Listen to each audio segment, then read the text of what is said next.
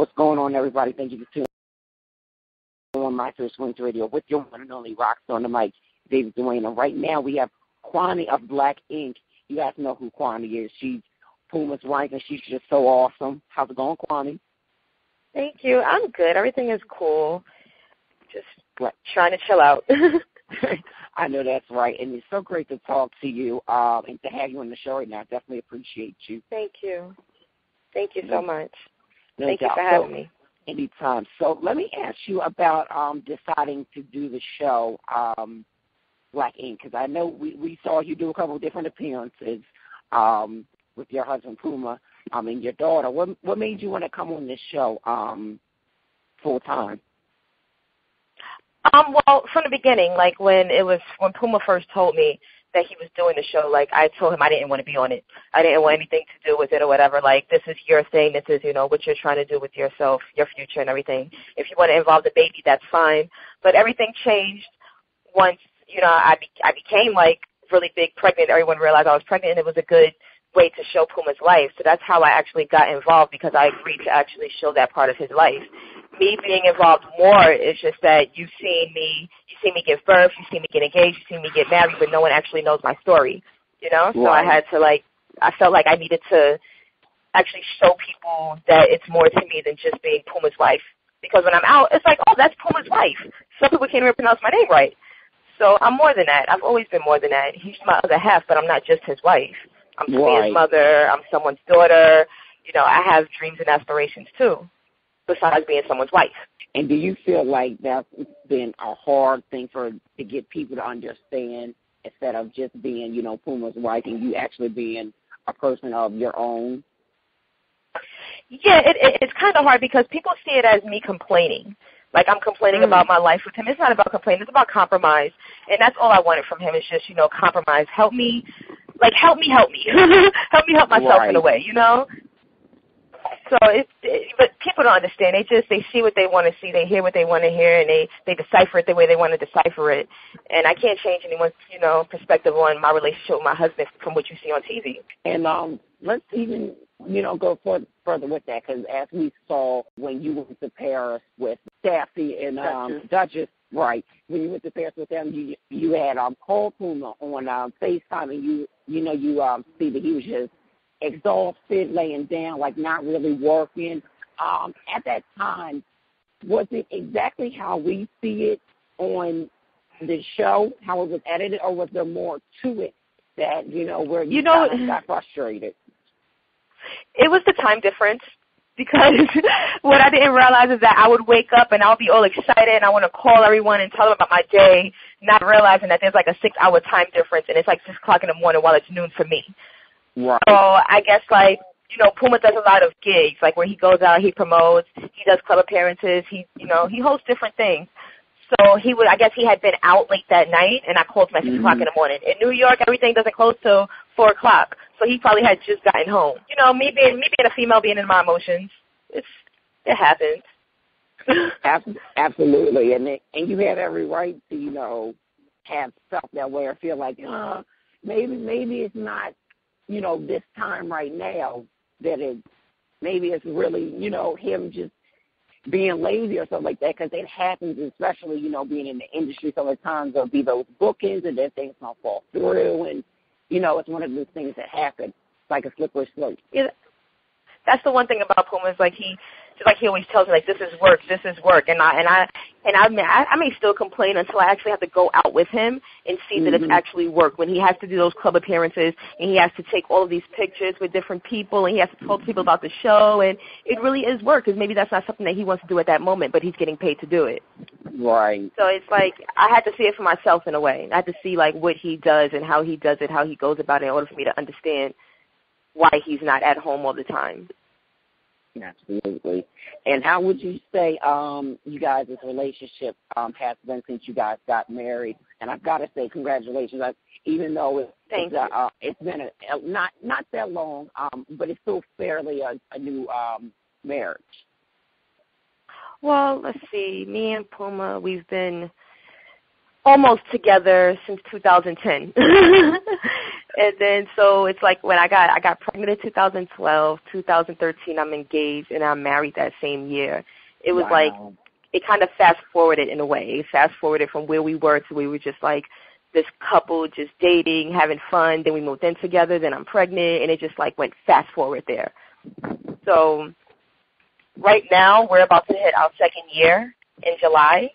Mm-hmm. And I can say since July it's been kind of easier. Like everyone always says that first year is very hard. And I admit that first year was very difficult. Yeah, because you're still getting to know each other, and especially in a different way than, just being boyfriend, girlfriend. Yeah, exactly. Now it's like, okay, we have a child that we have to take care of together. We have a household that we have to take care of together. And a lot of the times, Puma just wants to be, the head of the household. He wants to hold everything down. He doesn't want me to worry about things. But that's not how I am. I've always been a very independent person, right? Straight out of high school, I went straight to college. I didn't finish, but I didn't go back home afterwards. I never moved back in with my mom. I've always been very independent. I worked a full-time job. And that's how when I met Puma, I was working a full-time job. I was doing photography. I was doing fashion. I was doing my own thing. Yeah, so it's like from there for me to just go from just about to hit my peak in a way and then get pregnant. High-risk pregnancy. You can't move. You have asthma. Don't do anything. And then you have a baby. You really can't do anything now. So it's just been like a roller coaster. Right. And that's so dope that you now I get the fact of you wanting to be do stuff in fashion. Yeah. Since you've already had experience. I'm a very self-taught person. I love to teach myself things. I'm on YouTube. I'm on Google. I taught myself how to sew. And I taught myself how to use Photoshop and do photography and lighting and stuff like that just because I can, build a career where I can, help myself in the future. I don't want to just work for somebody else. I don't want to continue to work for somebody else. I did that for a long time at a law firm. So I just want to be proud of my family. Like Puma, Tamia would look at her father and say, well, he's done this, that, and the third. What can she say her mom has done? And I want her to get to say her mom is doing something also. Right. Absolutely. And that's a good way and approach to have because, there's so many different families in our culture, young that the parents aren't doing anything and they're just relying on the system. They're not even, teaching their kids how to do anything. Their kids not in any type of programming in school. So I've got to say I definitely, respect you and Puma as, parents, for even doing the things that you guys do. And it's so admirable.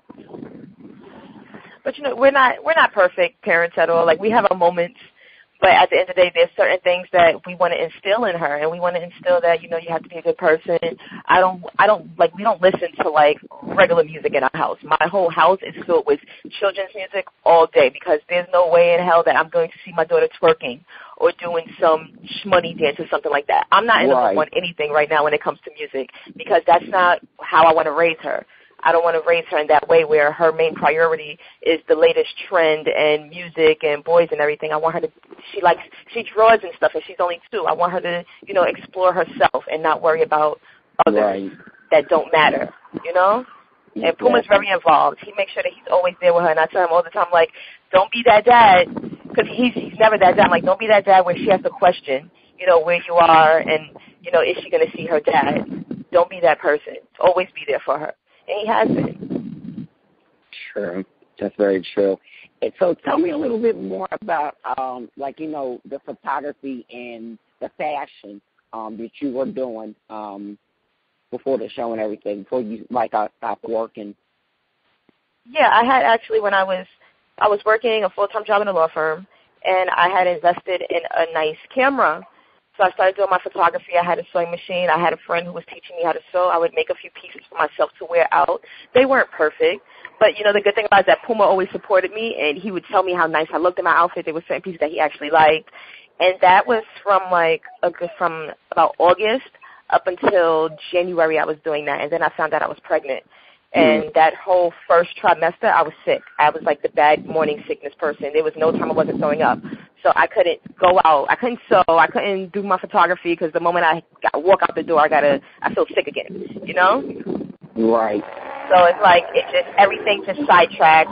My camera got stolen when I flew to Florida to go see my grandmother last year. Oh, wow. I guess TSA took my camera out of my suitcase, and I didn't realize it till I was on my way to Paris, and I was packing my suitcase over.